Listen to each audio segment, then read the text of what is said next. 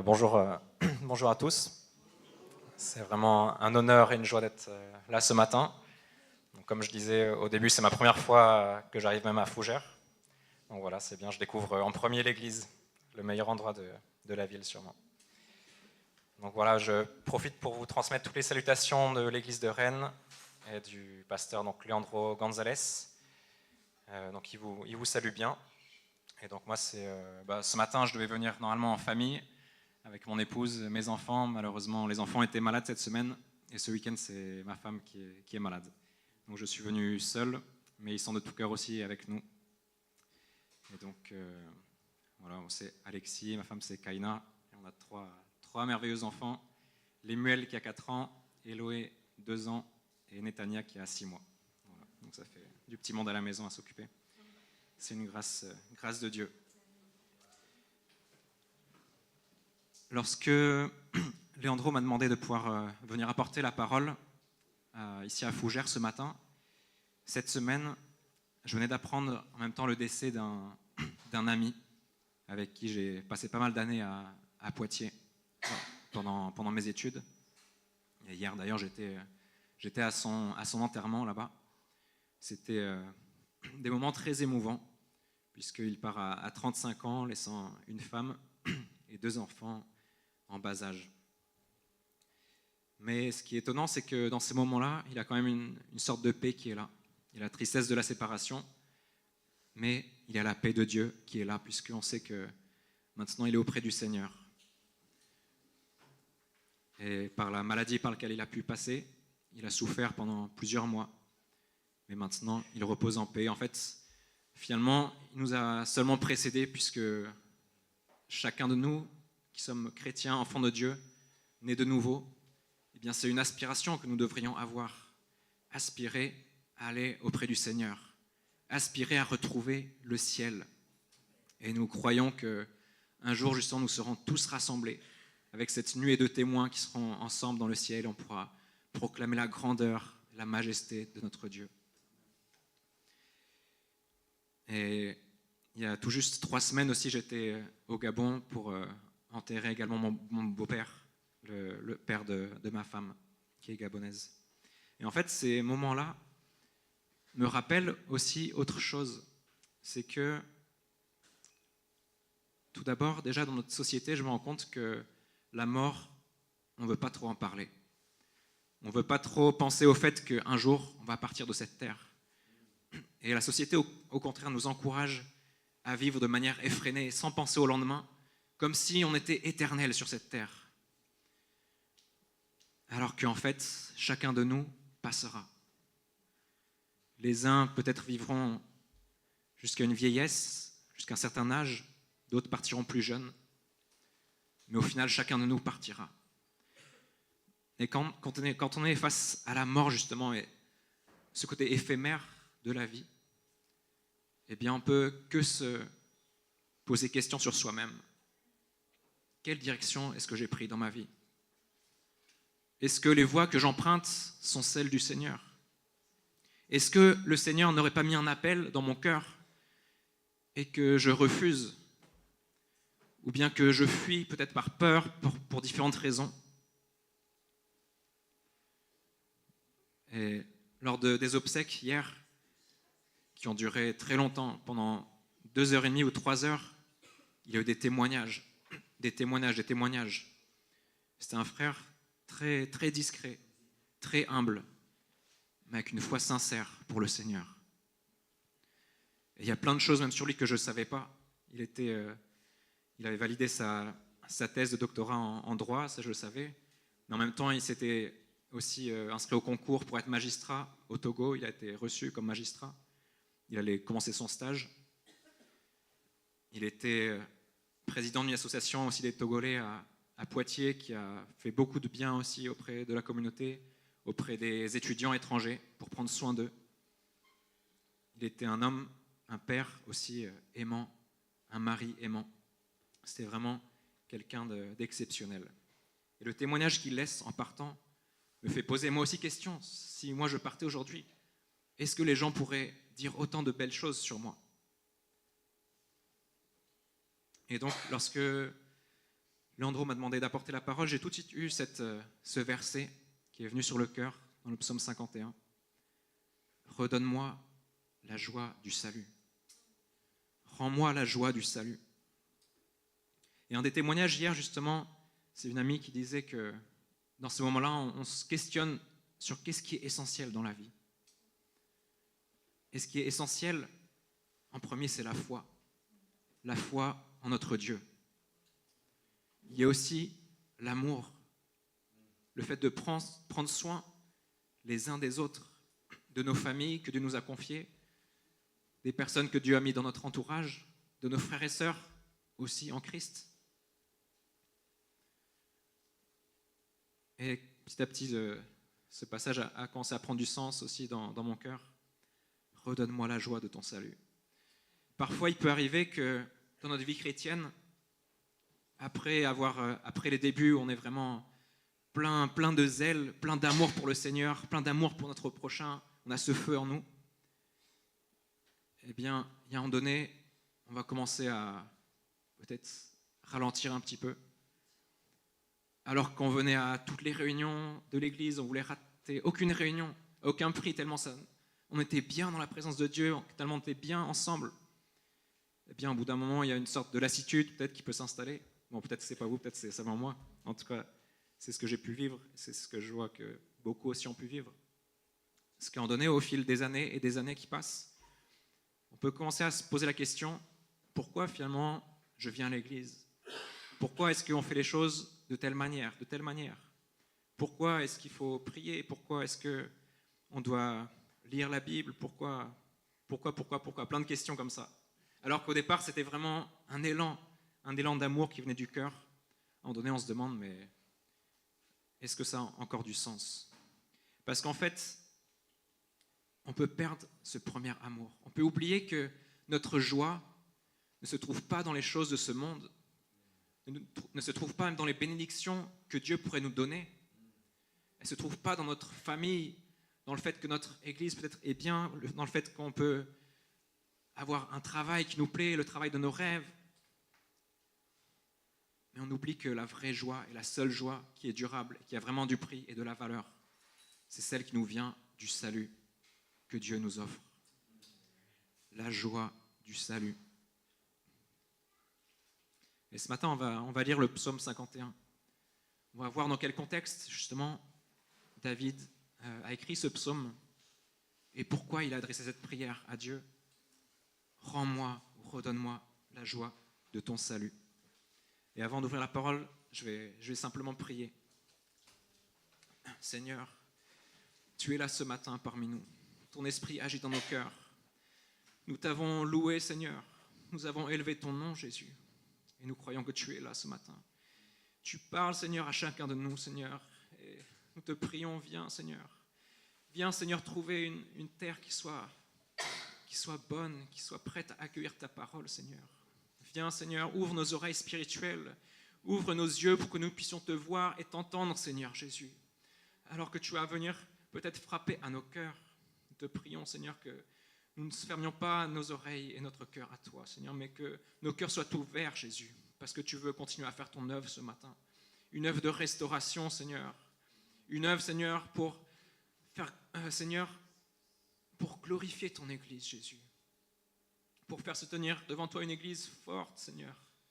Belle, sans tache, sans ride, Seigneur, mais avec ce premier amour. Viens bénir ta parole, Seigneur. En ton nom j'ai prié, Jésus.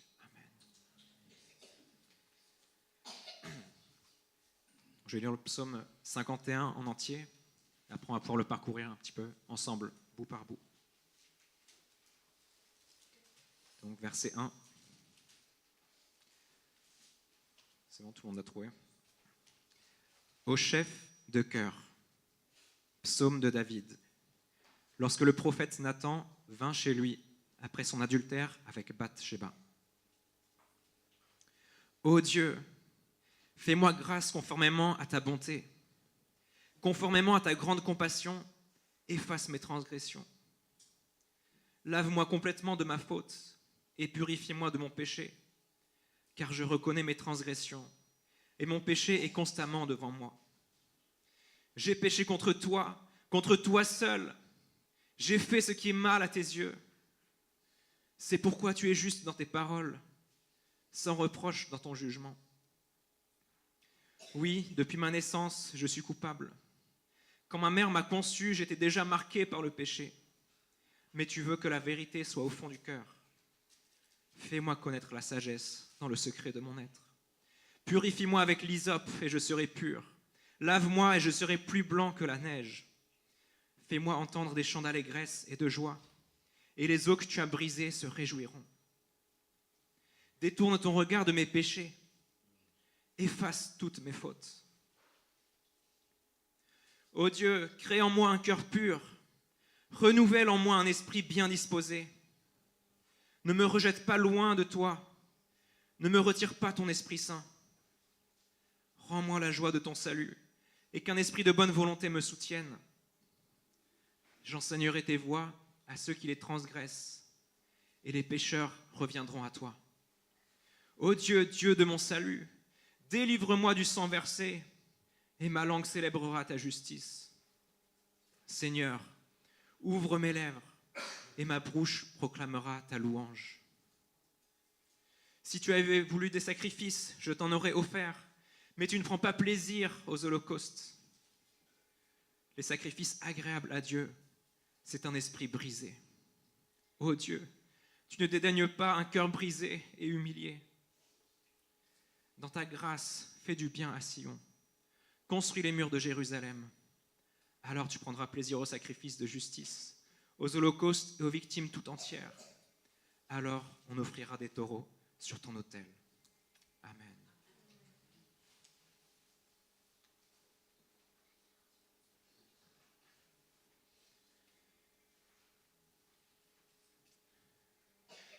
Le roi David, la parole nous le dit, était un homme selon le cœur de Dieu. Un homme qui était droit, intègre dans son cœur, qui cherchait à faire ce qui est bon, ce qui est juste. Mais un jour, il est tombé dans le péché. Il a commis un adultère, je ne sais pas comment on dit, avec une femme qui voyait se baigner, qui était en l'occurrence la femme d'un de ses officiers, un de ses fidèles officiers. Et après avoir été tombé de la sorte, cette femme va lui apprendre qu'elle est enceinte. Au lieu de se repentir à ce moment-là, c'est comme si le péché va vraiment le ronger, va le pousser à faire des choses que lui-même ne se rend même pas compte. Il va faire venir Uri, justement le Hittite, son officier, pour le faire se reposer chez lui, pour qu'il puisse justement avoir des rapports avec sa femme, et que du coup, il croit que ce soit son enfant. Mais Uri ne voulait pas rentrer chez lui, alors que le reste de l'armée était sur le champ de bataille, lui campait devant la porte du palais. Et le roi David va essayer même de l'enivrer pour le faire aller chez lui. Mais non, Uri va refuser. Et alors, David va former dans son cœur le projet de le faire mourir. Parce que si Uri reste en vie, il va bien se rendre compte que sa femme est tombée enceinte. Et sûrement, ça va être révélé le fait que David a été l'auteur de cet acte. Et en Israël, selon la loi, quelqu'un qui commet un adultère est passible de mort. Et donc, le roi David va envoyer une lettre au chef des armées pour dire, en gros, vous allez faire tuer Uri, mais sans que ça se sache. Vous allez vous approcher des murailles. Et lorsque, justement, l'armée des Ammonites va sortir, vous allez vous retirer. Et comme ça, il va être tué. Toute l'armée aura le signal, mais lui va rester seul. Et c'est ce qui s'est passé. Uri s'est fait tuer de cette manière. Et quand on lit le texte, même de Samuel, on voit qu'il y a même des dommages collatéraux. Ce n'est pas seulement Uri qui est mort, mais il y a même d'autres soldats de l'armée qui sont morts à cause de cette décision du roi David. Et puis, la vie va continuer. Et Nathan, le prophète Nathan, va parler au roi de la part de Dieu. Il va lui faire se rendre compte qu'en fait, il a péché contre Dieu. Que ce qu'il a commis est abominable. On voit toute la grâce de Dieu à ce moment-là. Parce que Dieu, normalement, s'il restait fidèle à sa parole, à sa loi, le roi David devait mourir.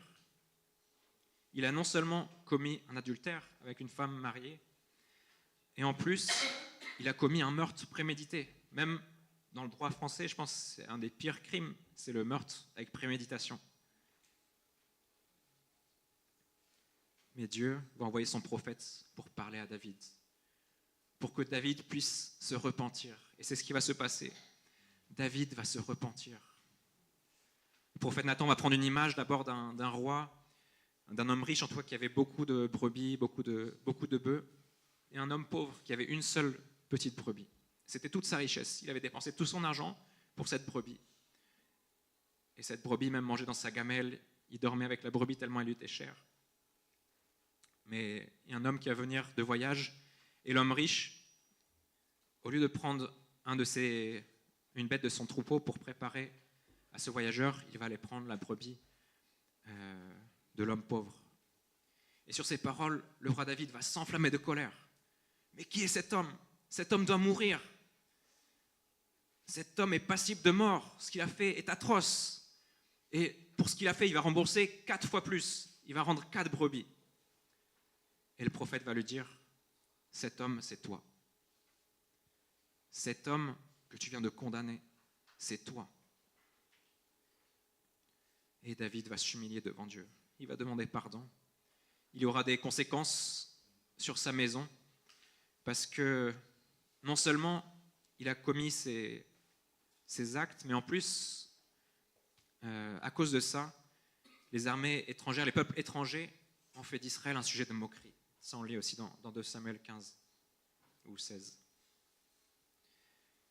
Et donc, à cause de ça, il va y avoir différentes choses qui vont tomber sur David et sur sa maison.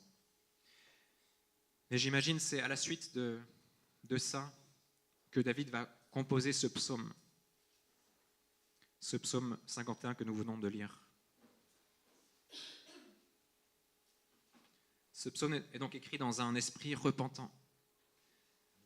On sent le désir de David, à travers ces paroles, de revenir vers Dieu de tout son cœur. On va parcourir un peu le psaume, comme je disais. On va voir comment Dieu nous parle à travers cela aujourd'hui. Verset 3. Ô Dieu, fais-moi grâce conformément à ta bonté. Conformément à ta grande compassion, efface mes transgressions. Lave-moi complètement de ma faute, purifie-moi de mon péché, car je reconnais mes transgressions et mon péché est constamment devant moi. J'ai péché contre toi seul. J'ai fait ce qui est mal à tes yeux. C'est pourquoi tu es juste dans tes paroles, sans reproche dans ton jugement. On voit d'abord que David s'approche de Dieu et il demande de lui faire grâce. David reconnaît que Dieu est un Dieu bon, est un Dieu plein de compassion. Il l'a vu déjà dans le passé, lui qui était un simple berger, que même sa propre famille avait oublié, Dieu l'a élevé, a fait de lui le numéro 1 en Israël. David a vu combien Dieu le protégeait lorsque le roi Saül le poursuivait pendant des années, mais Dieu a toujours veillé sur lui. Et sûrement, David connaît son propre cœur. Il sait que lui-même n'est pas un saint. Il sait sûrement que parfois il a des mauvaises pensées, parfois il ne fait pas les choses de la bonne manière. Mais il sait par contre qu'il a un Dieu plein de compassion et de grâce. Et il implore la grâce de Dieu. Il implore la grâce de Dieu pour que Dieu vienne effacer ses transgressions. Lave-moi complètement de ma faute. C'est une manière de demander à Dieu de le pardonner, d'effacer tout son péché, tous ses péchés. pas de manière partielle, comme pourraient le faire des hommes, mais de manière complète, totale, parfaite. David souhaite être pur à nouveau. Parce que là, David est desséché. Il est rongé par son péché qui le hante jour et nuit. Quand il se couche, je suis sûr qu'il ne peut pas s'empêcher de penser à ce qu'il a fait. Quand il se lève le matin, sûrement ça le travaille, puisqu'il a voulu faire les choses en cachette. Lorsqu'on commet le péché en cachette, on pense que ça va, on est protégé, les autres gardent une bonne image de nous, on peut continuer à sourire, à faire comme si tout était bien, mais au fond de nous, on sait que non. En fait, il y a ce péché-là que j'ai commis qui me rappelle constamment mon état de pécheur. Et lorsqu'on fait les choses en cachette, Dieu, lui, il le voit. Et c'était le cas de David. David a voulu faire les choses en cachette, sans que personne ne le sache. Lorsque Uri, d'ailleurs, est décédé, il a pris Bathsheba comme son épouse, comme sa femme. Et donc, en quelque sorte, il était tranquille aux yeux du peuple. Ça va, il a juste pris une femme de plus. Comme il avait déjà beaucoup de femmes, à l'époque, ça ne posait pas forcément de problème. Donc, c'était ni vu ni connu. Ça va, il pouvait continuer à être le grand et glorieux roi David de qui on chantait toutes les louanges et toutes les prouesses. Mais sauf que Dieu, il avait vu. Dieu, il avait vu que David avait commis ce péché et qu'il s'était détourné de lui.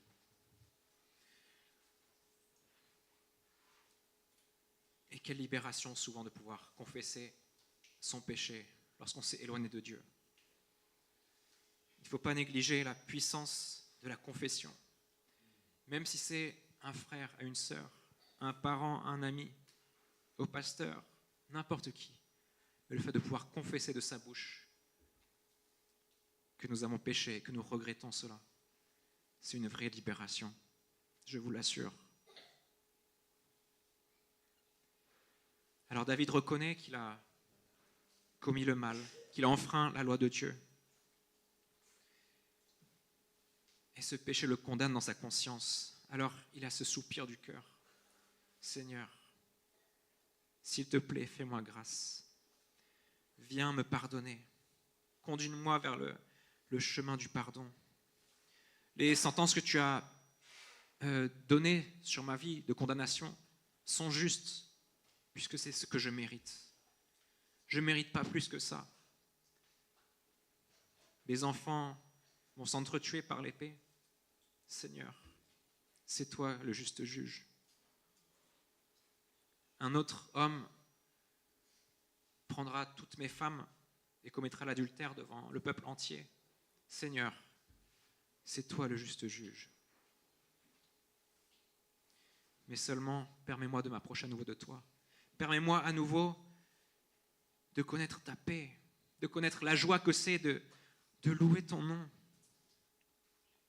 Au verset 7, on voit que David reconnaît son état de pécheur, sa nature pécheresse. Depuis le sein de ma mère, depuis ma naissance, je suis coupable. Oui, nous sommes tous coupables devant le Seigneur. Depuis notre naissance, nous sommes nés comme pécheurs. Comme pécheurs.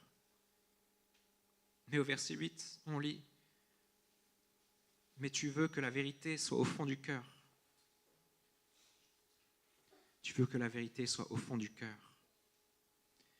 Dieu veut changer notre nature. Dieu ne veut pas nous laisser dans notre misère. S'il avait voulu laisser David dans sa misère, il l'aurait laissé. Mais Dieu n'a pas voulu ça. Et Dieu ne veut pas ça pour aucun de nous. Dieu veut qu'aucun de nous se perde, aucun de ses enfants se perde, mais il veut que tous connaissent le salut et la paix. Alors, oui, David a compris que Dieu est celui qui peut changer le cœur. Non seulement pardonner le péché, mais encore transformer l'être intérieur. Alors David demande, apprends-moi la sagesse. C'est vrai, je me suis égaré dans ma folie, mais apprends-moi maintenant la sagesse. Viens et purifie-moi. Viens et lave-moi. L'hysope, dans l'Ancien Testament, dans la Bible, est une plante médicinale, probablement la marjolaine ou l'origan, comme une plante de cette famille-là. Et ça servait à effectuer justement les rites de purification. Non seulement pour les malades, les lépreux notamment, pour reconnaître qu'ils étaient purs, purifiés, les prêtres lançaient de l'eau sur eux. Lorsque aussi le peuple d'Israël était en Égypte, la dernière nuit qu'ils passèrent en Égypte, chaque maison, chaque famille avait pour ordre de prendre un bouquet d'hysope, de tremper dans le sang de l'agneau qu'ils avaient sacrifié et de passer comme ça sur les linteaux. Donc cette plante est une plante symbolique qui symbolise le fait d'être purifié. Lorsque David dit « Purifie-moi avec l'hysope et je serai pur », il ne s'agit pas uniquement de la pureté du corps, la pureté extérieure, mais il s'agit bien de la pureté de l'âme, la pureté intérieure. Parce que si l'extérieur est lavé, nous sommes comme des tombeaux blanchis, nous sommes comme une coupe qui serait belle à l'extérieur, mais pourrie à l'intérieur. Et si on lave l'extérieur de la coupe, mais que l'intérieur reste pourri, ben c'est un travail inutile, puisque à nouveau la coupe va être sale, et elle va sentir mauvais, elle ne sera pas agréable, et elle ne sera pas utilisable non plus. Mais si Dieu me lave de l'intérieur, si Dieu purifie mon cœur, mes pensées, mon intelligence, si il retire ma nature pécheresse et me donne une nature d'enfant de Dieu, alors l'extérieur aussi va pouvoir briller. Si Dieu lave encore le roi David, il pourra redevenir pur. Et David commence à aspirer à entendre à nouveau ces chants d'allégresse. Lui qui était un grand chantre, qui a composé tant de psaumes, on l'a lu tout à l'heure, psaume 51, psaume 50, tellement de psaumes. David commence à aspirer à nouveau à ça. Oui, autrefois, quand je te chantais, quand j'entrais dans ta maison éternelle, avec peut-être la harpe, le tambourin, et que je louais ton nom, avec sûrement Asaph et les autres prêtres qui servaient dans le temple. Il y a quelque chose qui commence à renaître dans le cœur de David, parce qu'il s'est repenti, parce qu'il a reconnu son péché. Il commence à nouveau à aspirer à quelque chose, une première lueur comme ça d'espoir qui renaît dans son cœur. Permets-moi, Seigneur, d'entendre à nouveau tes chants d'allégresse et tes chants de joie, pour que mes os revivent, les os que tu as brisés, qui puissent reprendre vie. Il était abattu, détruit, rongé de l'intérieur.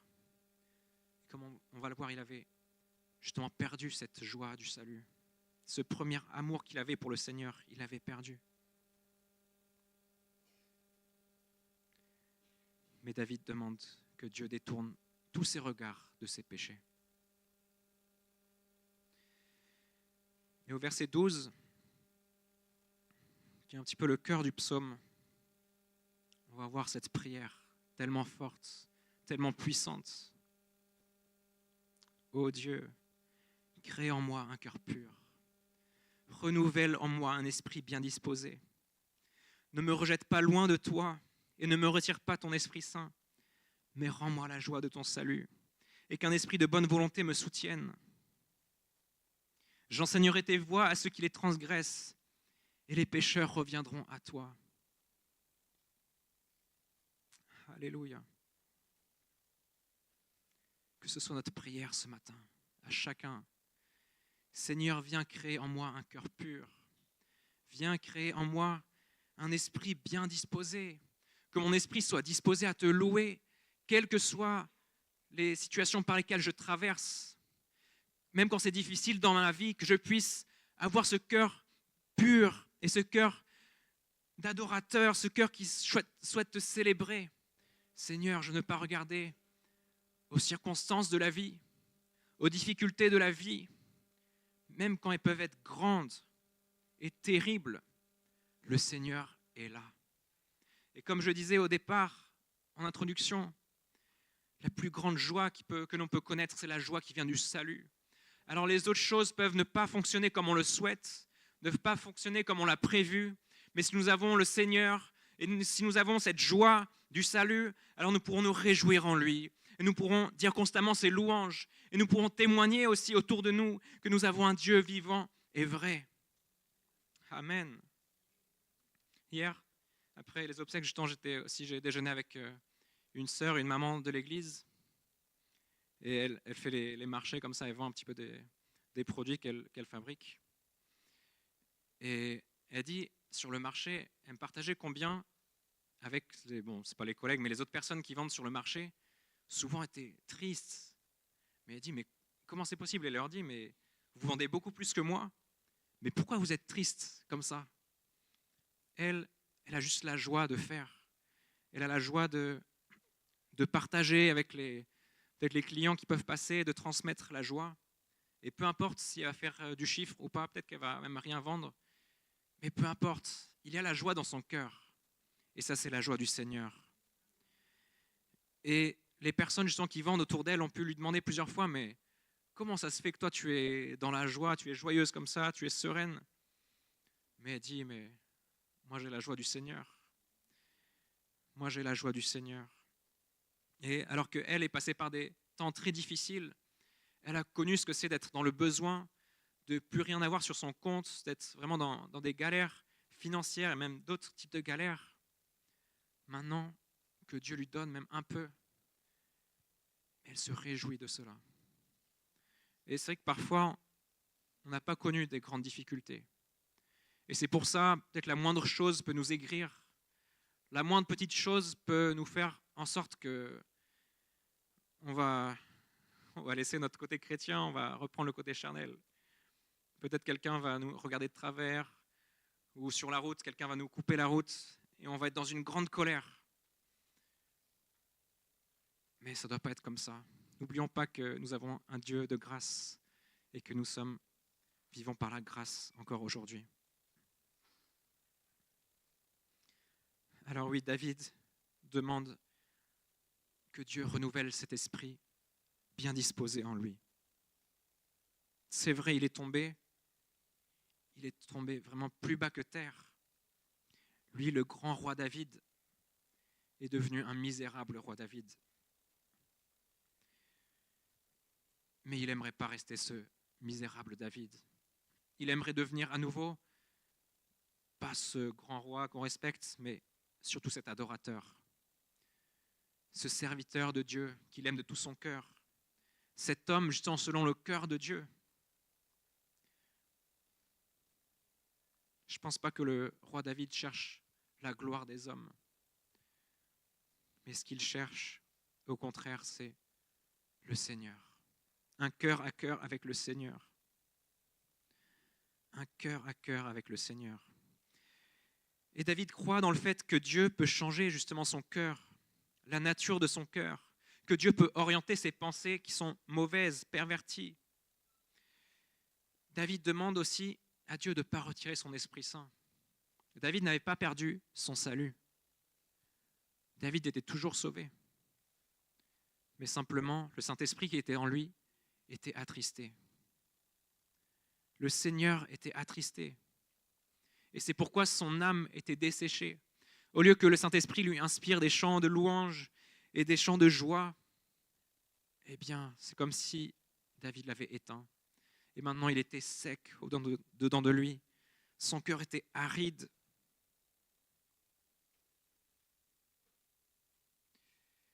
David avait reçu justement cette onction par le prophète Samuel lorsqu'il a été oint roi d'Israël.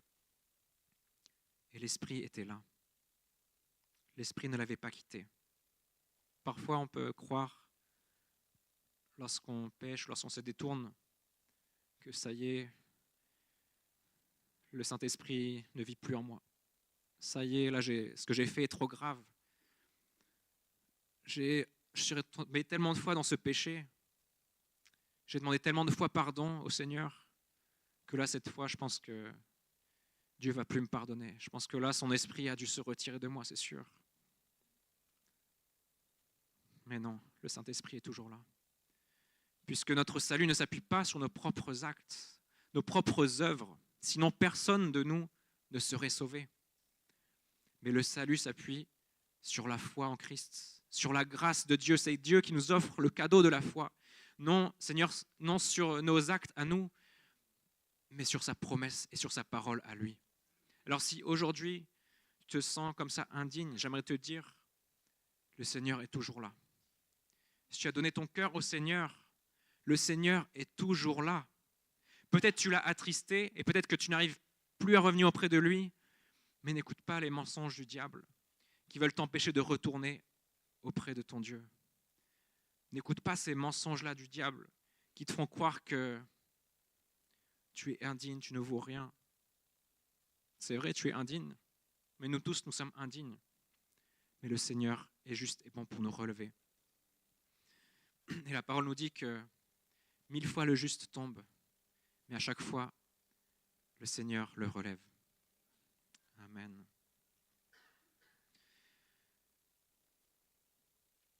Rends-moi la joie de ton salut et qu'un esprit de bonne volonté me soutienne. Rends-moi cette joie, car cette joie est partie. Mes agissements ont fait en sorte qu'elle n'était plus là. Mais David souhaite retrouver cette spontanéité qu'il avait. Et David promet d'enseigner à d'autres les voies de Dieu aux pécheurs pour les ramener à lui. David, non seulement souhaite être restauré pour pouvoir lui louer à nouveau son Dieu, mais ça va plus loin que ça. Dans cette aspiration-là, auprès de Dieu, il a ce désir de rendre témoignage aussi à ce qu'il vit en lui dans sa vie. Il y a ce désir d'aller auprès des pécheurs et de leur enseigner combien la loi de Dieu est parfaite et merveilleuse et combien c'est bon d'être enfant de Dieu.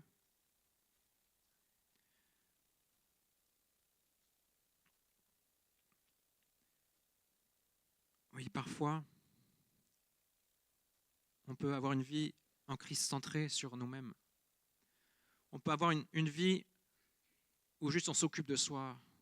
Il faut qu'on soit bien, notre vie de prière est bien, notre lecture, ça va, on arrive à être constant, tout se passe bien, les chants étaient bien. Et on oublie les autres qui sont dehors. On oublie d'apporter ce témoignage auprès des perdus. Alors que c'est ça la mission que Dieu nous donne. Aller par tout le monde, proclamer la bonne nouvelle. Parce qu'il faut qu'il y ait encore tant de personnes qui connaissent le Seigneur. Il y a tant de personnes dehors qui, comme nous autrefois, étions perdus, sans Dieu, sans but dans la vie, qui passions peut-être par la maladie ou par des difficultés, mais Dieu est venu à notre secours. Et comment Dieu est venu à notre secours? Moi, personnellement, c'est parce qu'il y a un couple qui a témoigné auprès de moi. Et il y a d'autres personnes aussi dans l'église qui ont été un témoignage. Ma maman qui s'est convertie, qui m'a emmené à l'église. Ce que tu as reçu, donne-le aussi. Là, on voit dans le cœur de David que quand il est rempli de l'Esprit de Dieu, ça le pousse à aller vers les autres. Ça le pousse à proclamer la grandeur de Dieu. Et parfois, ça peut faire peur. Parfois, ça peut faire peur. Mais c'est tellement nécessaire. Et Dieu nous dit que ce n'est pas un esprit de timidité que nous avons reçu, mais un esprit de force, de sagesse et d'amour. Alors si tu as peur d'aller annoncer aux autres ce que tu vis dans ton cœur, eh bien proclame cette parole. Ce n'est pas un esprit de timidité que Dieu m'a donné, mais un esprit de force, un esprit de sagesse et un esprit d'amour. Je veux aller, Seigneur, envoie-moi. J'ai tellement peur de dire à mes camarades de classe, à dire à mes collègues, à dire à mes voisins que tu es mon Dieu, que tu es bon, qu'en toi il y a vraiment le salut et la vérité. Mais Seigneur, viens à mon aide. Viens à mon aide. Je vois que ton désir, c'est de m'envoyer. Je vois que ton désir, c'est de faire de moi un témoin. Que moi aussi, je puisse enseigner ce que tu m'as appris. Moi aussi, je puisse transmettre cet amour incroyable que tu as mis en moi. Viens à mon aide. Viens à mon aide. Viens à mon aide.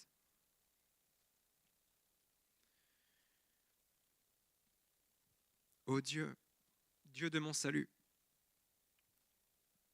Délivre-moi du sang versé, et ma langue célébrera ta justice. Seigneur, ouvre mes lèvres, et ma bouche proclamera ta louange. Là, on voit que David est vraiment en train de revenir. Au fur et à mesure qu'il écrit son psaume, qu'il écrit cette parole, il est en train de se rapprocher de Dieu. Alors qu'au début, il confessait son péché de manière générale.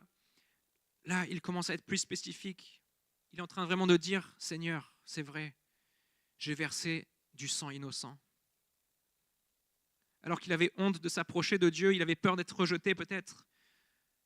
Là, il sait que Dieu est un Dieu de grâce. Il sait que ça ne sert plus à rien de faire semblant devant Dieu. Oui, Seigneur, j'ai péché. Oui, Seigneur, j'ai versé du sang innocent.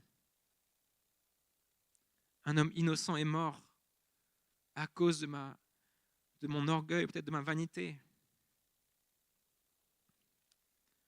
Mais Seigneur, je célébrerai ta justice, je proclamerai ta louange. Et si tu avais voulu des sacrifices, je t'en aurais offert, mais tu ne prends pas plaisir aux holocaustes. Les sacrifices agréables à Dieu, c'est un esprit brisé. Ô Dieu, tu ne dédaignes pas un cœur brisé et humilié. Dans ces deux versets, on voit que David plutôt appelle Dieu le Dieu de son salut. David va exprimer un mystère. Les sacrifices auxquels Dieu prend plaisir, ce ne sont pas les sacrifices d'animaux qui étaient donnés dans le temple. Ce ne sont pas les sacrifices rituels. Et c'est vraiment étonnant parce que pourtant Dieu a donné très clairement la loi au peuple à travers Moïse. Et lorsque quelqu'un commettait un péché, il devait se rendre au temple, justement, d'abord au tabernacle, puis après au temple, pour demander pardon en offrant justement différentes choses. Et une fois par an aussi, pendant le Yom Kippour, il y a cette grande fête où le souverain sacrificateur entrait dans le lieu très saint. Il apportait le sang du taureau pour couvrir toutes les fautes, les péchés involontaires aussi du peuple. Et donc la loi était bien précise, les ordonnances étaient très claires. Mais David va exprimer ce mystère. Tu ne prends pas plaisir au sacrifice. Si tu prenais plaisir au sacrifice, je t'en aurais offert par milliers sûrement. Mais ce n'est pas ça que tu veux. David avait compris quelque chose de plus grand et de plus profond. Et ça m'étonne toujours. C'est tellement waouh. C'est tellement waouh de voir que David, en fait, avait cette relation tellement intime avec Dieu. Sûrement, il rencontrait Dieu face à face et Dieu lui révélait des mystères extraordinaires. Et on le voit dans plusieurs psaumes prophétiques qu'il a pu écrire quand il annonce la venue de Christ. En fait, David a compris justement le mystère de Christ. Il a compris que Dieu n'est pas un Dieu de rituel. Il n'est pas un Dieu de l'apparence, mais il est un Dieu de relation. Au fond, si Dieu demande des sacrifices, si Dieu demandait aux Israélites d'apporter des sacrifices pour être pardonnés, en fait, ces sacrifices devaient traduire un état de cœur. Ce n'est pas des sacrifices simplement comme ça pour se dédouaner, mais ça devait traduire un changement intérieur de cœur. Parce que ce n'est pas en fait le sacrifice en lui-même qui offrait le pardon, mais c'était la foi associée à ce sacrifice. Parce qu'il venait par la foi offrir. Je viens offrir ce sacrifice parce que je crois qu'à travers ce sacrifice, tu vas me pardonner. Et donc c'est par la foi et par la repentance que Dieu offrait le pardon à son peuple. Et on le voit dans plein d'endroits, notamment dans Ésaïe, au chapitre 1er, on va voir que Dieu va reprocher à son peuple tous les sacrifices. Il va dire, mais j'en peux plus de vos sacrifices. Sincèrement, la graisse de vos béliers, j'en peux plus. Là, je suis rassasié de ça. Parce qu'en fait, vous pensez que vous pouvez m'offrir tous ces sacrifices-là, et à côté de ça, faire ce que vous voulez, agir comme bon vous le semble.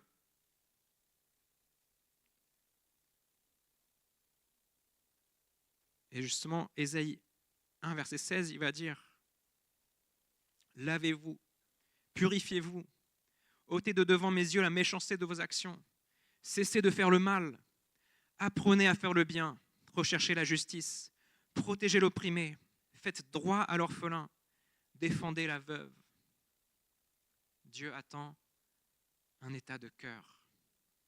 Dieu souhaite nous rencontrer.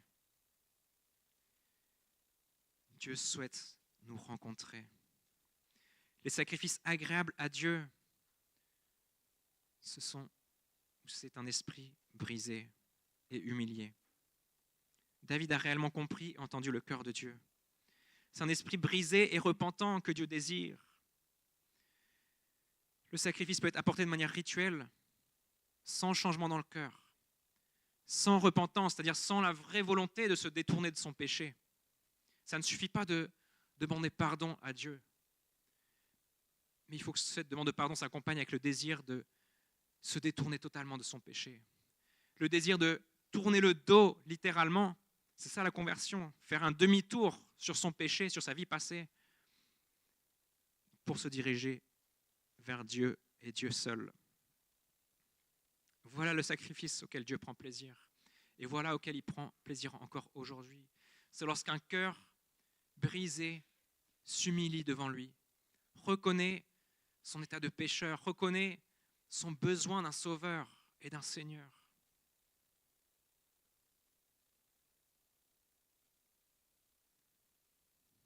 Alléluia, Seigneur.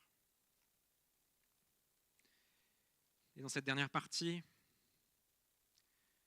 versets 20, 21, Dieu va intercéder pour Sion, pour Jérusalem. Il va demander à Dieu de rebâtir la ville. La ville de Sion est la ville où Dieu avait choisi d'établir sa présence. Dieu avait ramené justement la tente de la rencontre et l'arche de l'alliance dans Jérusalem. Et Dieu lui avait fait cette promesse que son fils construira un temple, une maison pour lui. Et donc cette ville, la ville de Jérusalem, est l'endroit que Dieu avait choisi pour établir son règne, pour montrer sa gloire. Et Dieu avait choisi le peuple d'Israël pour être un signe parmi les nations, pour que les peuples du monde entier voient qu'il y a un Dieu vivant, vrai, juste et bon. Mais alors que David avait péché et s'était détourné de Dieu, comme on l'a vu, les ennemis de Dieu avaient commencé à se moquer, avaient commencé à voir que qu'est-ce qu'ils sont faibles ceux-là.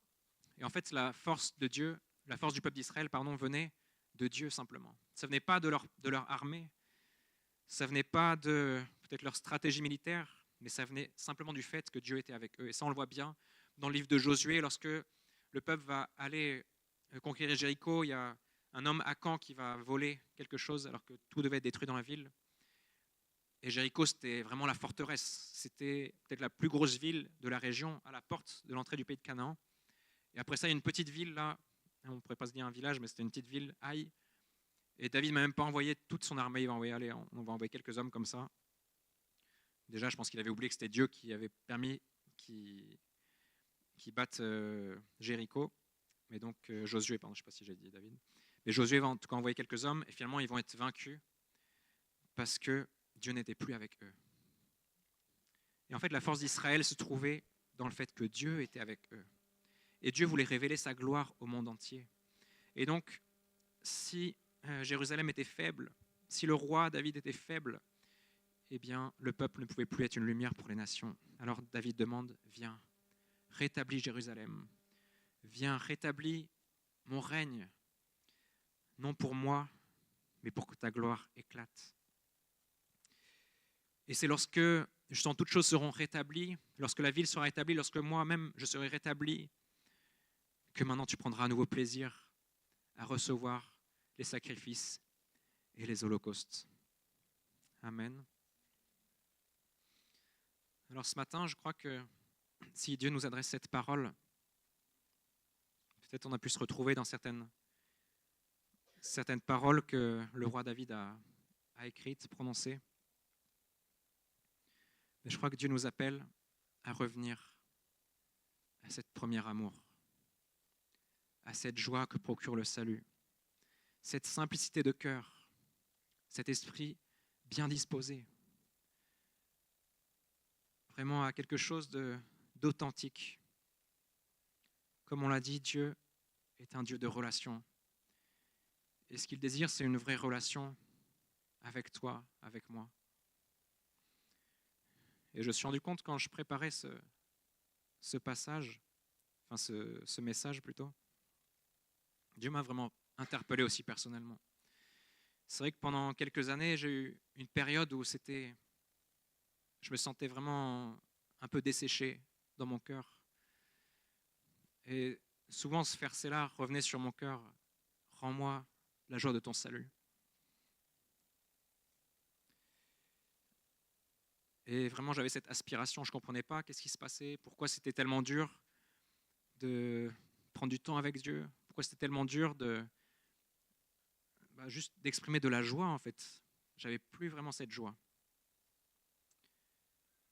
Et je me suis rendu compte, finalement, que j'avais petit à petit remplacé ma relation avec Dieu par le service à l'Église. Et entendez-moi bien, le service à l'Église n'est pas quelque chose de mauvais. Il y a des choses qui sont très bonnes, et même dans la volonté de Dieu, mais qui peuvent prendre la place de Dieu lui-même. Et alors qu'au départ, vraiment, il y avait ce feu en moi pour le Seigneur, et je passais du temps, des heures à lire la parole, je prenais tellement de plaisir à passer du temps avec lui, à découvrir combien il est bon, combien il est merveilleux, et combien il me touche, et combien il aime ceux qui sont autour de moi. Eh bien, c'est comme si en donnant, j'avais cru que c'était acquis, que cet élan, cet amour qui abondait en moi, j'ai cru que c'était acquis. Et petit à petit, j'ai commencé à servir à l'église assez rapidement après mon baptême, quand j'avais 18 ans. Et au fur et à mesure, il y avait d'autres responsabilités qui s'ajoutaient, d'autres responsabilités. Et petit à petit, en fait, je me retrouvais noyé dans tout ça. Et j'étais tellement impliqué que, en fait, j'avais même plus de temps pour nourrir ma relation avec Dieu. Je prenais le temps, bien sûr, de temps en temps, mais sans m'en rendre compte, petit à petit, il y a quelque chose qui commençait à s'éteindre dans mon cœur. Jusqu'à un moment donné, lorsqu'on est arrivé à Rennes, c'était il y a 5 ans, j'ai senti que j'étais essoufflé. J'ai senti que, waouh, Seigneur, j'en peux plus, je suis fatigué, j'étais fatigué dans mon corps, fatigué dans mon âme. Et pourtant, c'est parti d'une bonne intention à la base.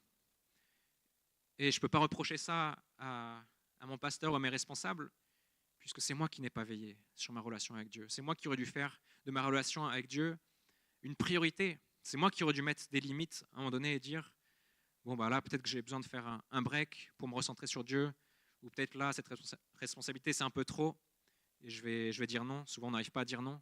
Quand on est chrétien, on va faire bonne image, on va dire oui, oui, oui à tout, et après coup, on va se dire, mince, pourquoi j'ai dit oui? Et c'est vrai que j'ai un ami là, et collègue aussi qui dit, lui, il part du principe, dès qu'on lui demande quelque chose, il dit non. Et après, il va réfléchir, bon, est-ce que je pourrais quand même dire oui?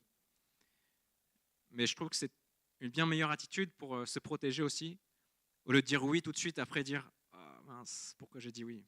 En fait, dans mon emploi du temps, là, je vois que j'ai pas du tout la place, et je voulais juste faire plaisir. Bah, lui, il a choisi, il dit non de base, et après, il va réfléchir, peut-être prier de son côté, et après, il va voir s'il peut finalement s'engager. Il vaut mieux que ça aille dans ce sens-là, de dire d'abord non, et après, ah bah, finalement, je peux, que de dire oui partout, parce que quand on dit oui, on s'engage, et après, à un moment donné, de ne pas pouvoir tenir ses responsabilités ou faire les choses de manière bâclée, parce qu'on n'a pas le temps. Et donc, c'est vraiment cette semaine-là que j'ai compris, en fait, en préparant ça, qu'en mettant le service comme ça de Dieu à la place, enfin le service à l'Église, à la place de Dieu lui-même, que moi aussi je péchais, en fait. Puisque lorsqu'on remplace Dieu par quelque chose, même des choses très bonnes, comme la famille. Je vois qu'il y a des familles, nos enfants, notre épouse, plein de choses qui sont bonnes, que Dieu nous a données. Même le travail, c'est bon et c'est voulu par Dieu. Mais toute chose qui va prendre la place de notre Seigneur est en fait un obstacle, les barrières que l'on met. Et on peut le dire, un péché aussi. Et donc aujourd'hui, j'aimerais finir là-dessus. Je ne sais pas combien de temps ça fait que je parle, mais je pense qu'il vaut mieux que je m'arrête. Je vous propose de fermer vos yeux. On va tous fermer nos yeux.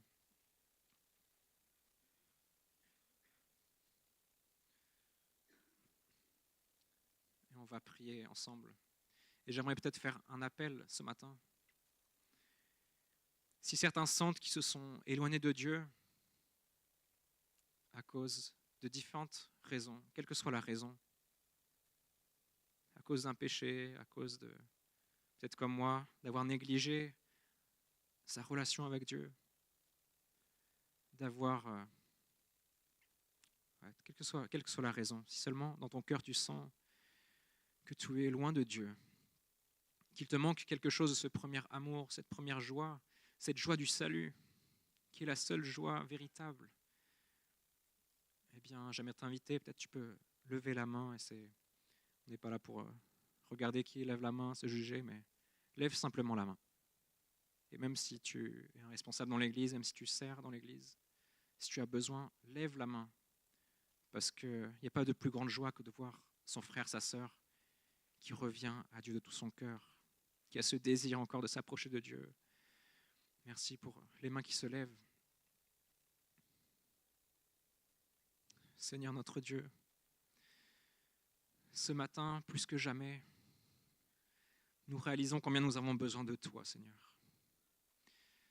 Tout comme le roi David, Seigneur, a reconnu ses fautes, Seigneur. Nous voulons reconnaître nos fautes et nos manquements, Seigneur Jésus.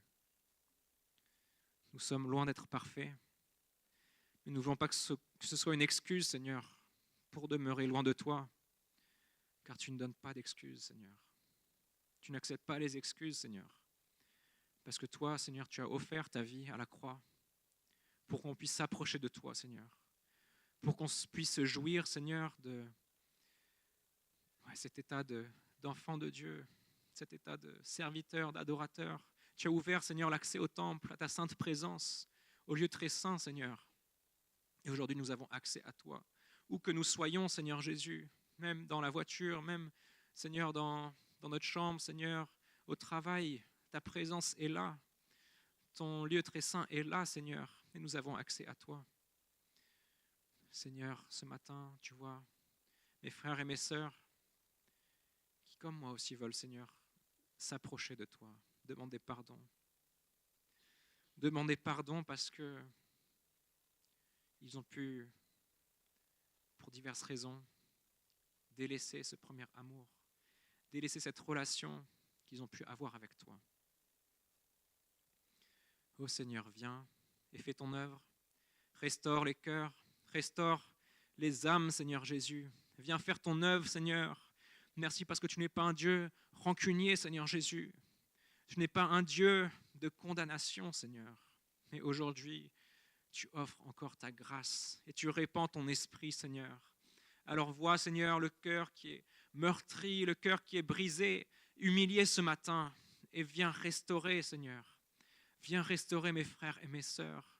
Viens nous restaurer tous ensemble, Seigneur Jésus, pour que, Seigneur, nous ayons à nouveau, Seigneur, ce désir de chanter tes louanges, que nous puissions, Seigneur, en toutes circonstances et en tout lieu, Seigneur, élever ton nom, Seigneur, non seulement en parole, Seigneur, mais encore par notre attitude, Seigneur Jésus, et par nos agissements, Seigneur Jésus, que toute notre vie soit une louange à toi, Seigneur, que nous soyons tes témoins, Seigneur Jésus. Peut-être certains d'entre nous ont eu peur, Seigneur, ou ont oublié d'aller partager la parole et être un témoin. Seigneur, tu les pardonnes également. Seigneur, tu nous pardonnes également pour cela, Seigneur, pour ce manquement-là, Seigneur, car ta parole dit que même celui qui pourrait faire le bien ne le fait pas et commet le péché, Seigneur. Alors nous savons, Seigneur, que nous sommes tous, Seigneur Jésus, concernés par cela. Nous avons tous des manquements, Seigneur. Nous avons tous parfois désobéi à ta voix, Seigneur, par peur, Seigneur, par peut-être manquent, Seigneur Jésus, d'intérêt, Seigneur Jésus, et nous te demandons pardon, Seigneur. Te demandons, Seigneur, de venir nous restaurer encore ce matin, de faire se lever une église, Seigneur, sans rides, sans taches, Seigneur, mais qui soit forte, Seigneur, pas forte à cause de notre propre force, mais forte parce que nous avons un Dieu qui est puissant et fort, Seigneur. Merci, Jésus. Viens encore, Seigneur Jésus, répands ton esprit sur toute chair, Seigneur. Viens, Seigneur, et que dans les prochains jours, nous puissions voir du changement, Seigneur.